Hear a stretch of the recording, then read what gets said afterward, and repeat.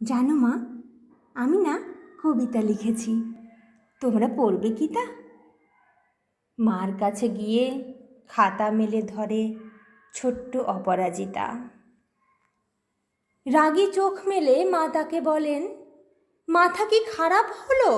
ছাই পাঁশ সব না লিখে বরং অঙ্কের খাতা খোলো।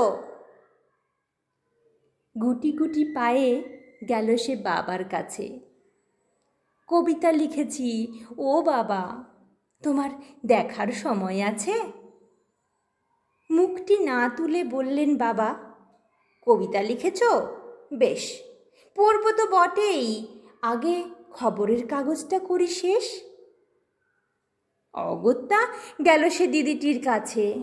ডাকল সে, দিদি আয়, দেখ না কেমন ছবিটা এঁকেছি ছোট্ট এ কবিতায়। দিদির দু চোখ টিভির পর্দায়, ঝলমলে রোশনাই। বলল, কবিতা তুই লিখেছিস? কবিতা না, ওটা ছাই।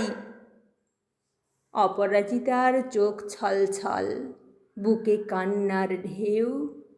তার লেখা এই প্রথম কবিতা দেখল না পড়ে কেউ। একা ঘরে বসে সামনে তাকালো, মালাতে সাজানো ছবি, স্নিগ্ধ দু চোখে রয়েছেন চেয়ে সহজ পাঠের কবি। কবিতার খাতা মেলে সে ধরল, ঠোঁট দুটো থর থর। বলল, ঠাকুর কেউ না পড়ুক, তুমি এ কবিতা পড়ো।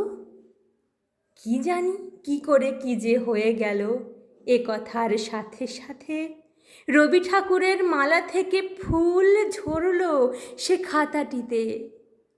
মনে হলো তার সামনে দাঁড়িয়ে বুঝি রবীন্দ্রনাথ, মাথার উপরে রাখলেন তাঁর আদর মাখানো হাত।